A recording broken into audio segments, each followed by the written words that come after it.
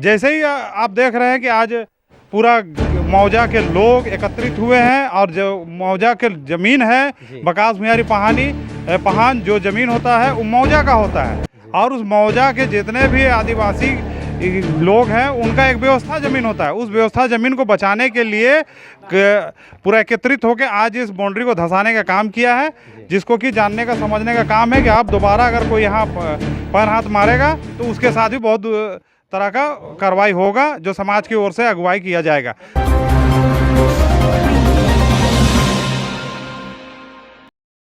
एक संदेश दे रही है कि सरकार का काम वो एक स्वयं कर रही है, लेकिन इसलिए कर रही है क्योंकि उन्होंने कई आवेदन दिया है। जैसा देखा जा रहा है उन्होंने कई आवेदन दिया है। बहुत और खतियान में भी उल्लेख है कि यह बकास भुइयारी पहने ज़मीन है और खाता संख्या 32 का यह मामला है और प्लॉट नंबर 621 है जिसमें 1 एकड़ कुछ 37 डिसमिल है।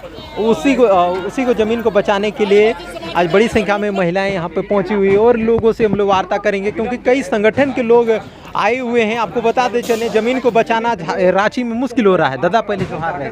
जोहार जोहार। क्या कहना चाहेंगे रांची में इस प्रकार आदिवासियों की धार्मिक ज़मीन जिसको सीएनटी में कई प्रावधान है इसको संरक्षण के लिए, लेकिन इस प्रकार का बाउंड्री किया जा रहा है, इसको कब्जा करने की कोशिश किया जा रहा है। सबसे पहले तो इस जानकारी का अभाव जी कि सीएनटी एक्ट में जो ज़मीन है जी वो तो 46 से रजिस्ट्री हो जाता है, लेकिन जो बकास भुइयारी है पहनाई वो भुटखती है वो ये सब ज़मीन का कभी भी रजिस्ट्री नहीं होता है। और जब जमींदारी भेस्ट हुई थी तब इस ज़मीन को सरकार ने भी नहीं लिया।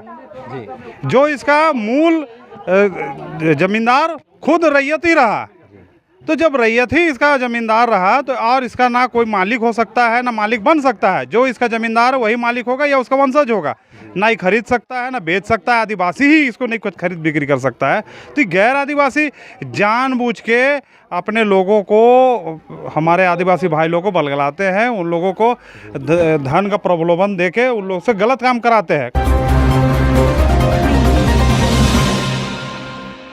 है कि हमारे जितने भी भाई लोग हैं, जितने भी आदिवासी समूह के हैं, इन लोग में से कुछ लोग ऐसे हैं जो अपना ही है जो कि गैर आदिवासियों के बात में आ जाते हैं। कुछ ऐसा बात बोला जाता है कि तुम लोग फ़ायदा के लिए, जिसके चलते वो लोग अपना ही धर्म और समाज के ज़मीन को समझ नहीं पाते हैं और उसमें वो लोग अपना काम करने का विचार बना लेते हैं। लेकिन जैसे ही आप देख रहे हैं कि आज पूरा मौजा के लोग एकत्रित हुए हैं और जो मौजा के ज़मीन है बकास भुइयारी पहान जो ज़मीन होता है वो मौजा का होता है और उस मौजा के जितने भी आदिवासी लोग हैं उनका एक व्यवस्था ज़मीन होता है। उस व्यवस्था ज़मीन को बचाने के लिए पूरा एकत्रित होकर आज इस बाउंड्री को धंसाने का काम किया है, जिसको कि जानने का समझने का काम है कि आप दोबारा अगर कोई यहाँ पैर हाथ मारेगा तो उसके साथ भी बहुत तरह का कार्रवाई होगा जो समाज की ओर से अगुवाई किया जाएगा।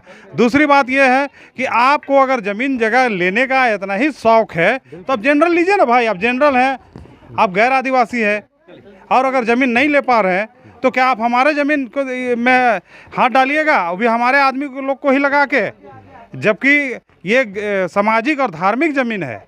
ज़मीन तो बहुत सारे होते हैं लेकिन सबका एक व्यवस्था है, सबका एक क्राइटेरिया है। वो क्राइटेरिया में ज़मीन आता है, उस क्राइटेरिया ज़मीन को कोई छू नहीं सकता है ना उसमें कुछ कर सकता है। उसको जो भी करेगा तो पहान करेगा, पहान के लिए ही दिया जाता है। उसको जीविका चलाने के लिए कोटवार है, महतो है, पनभोरा है, इतने लोगों को व्यवस्था का ज़मीन दिया जाता है। वो भी मौजा के ही लोग के द्वारा दिया जाता है। समाज ही तय करता है। अब समाज ही तय करता है कि इस ज़मीन में उसका जीविका चले। काहे कि उस ज़माना में तो कोनो फैक्ट्री या कारखाना तो था नहीं कि आदमी खटेगा और खाएगा। वो मौजा का सेवा कर रहा है, मौजा का देवता पितर को देख रहा है, मौजा का हर एक काम में जीने मरने में काम कर रहा है, तो वो कैसे जिएगा खाएगा। बस यही जीने खाने के लिए उसको ज़मीन को दिया गया, ये नहीं कि उसको बेचने के लिए या फिर कुछ और तरह का गलत उपयोग करने के लिए दिया गया है। इस बात को समझना होगा और जानना होगा। और हम लोग जितने भी समिति संघ के लोग हैं इसमें भरसक प्रयास कर रहे हैं कि कम से कम जो सामाजिक ज़मीन है, मसना हो, सरना हो या फिर पहनाई ज़मीन हो, इसमें किसी तरह का हस्तक्षेप गलत तरीके से ना हो। चलिए, इस वक्त रूपचंद जी और एक आदिवासी संगठन चलते हैं और एक आदिवासी समुदाय को नई दिशा देते हैं।